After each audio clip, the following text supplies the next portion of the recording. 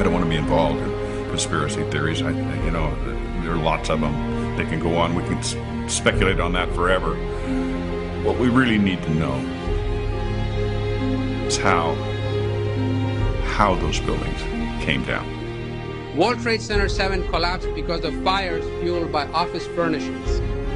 It did not collapse from explosives or from fuel oil fires. To undermine scientific integrity is to undermine our democracy.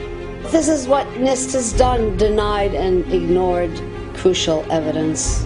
The American people absolutely need the truth of 9/11. More than 1,500 architects and engineers and 12,000 others, including many scientists, have signed the petition calling for a scientific investigation of the destruction of the Twin Towers and World Trade Center Building 7. The report, issued by the National Institute of Standards and Technology, referred to as NIST, was not valid science.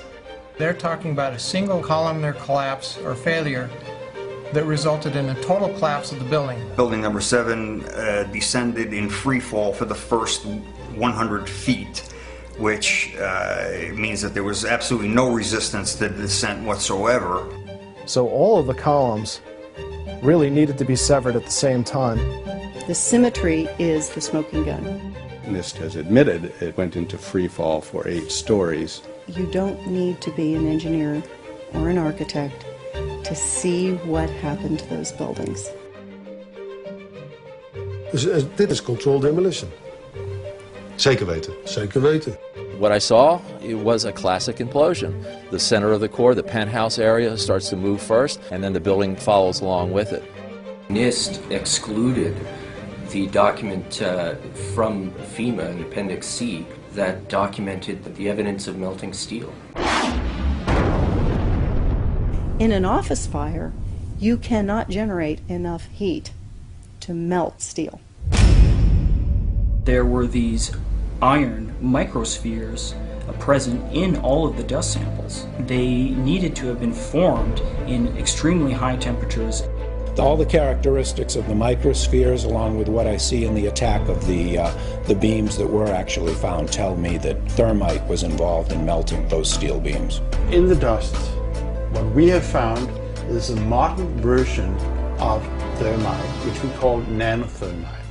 NIST concedes that they found no evidence for explosives. So then we asked them, well, did you look? And they said, no, we did not look for explosives or residues of explosives. And in fact, the evidence is overwhelming that these red-grade crystals are very high-temperature incendiaries. And we have watched as scientific integrity has been undermined and scientific research politicized in an effort to advance predetermined ideological agendas. If this is a crime, I think everybody agrees it's a crime. Evidence was removed from the scene of the crime. You can't do science when you are deprived of the evidence and when your hypothesis is the least valid instead of the most likely. When the most likely hypothesis in the case of Building 7 wasn't even mentioned. This is not science.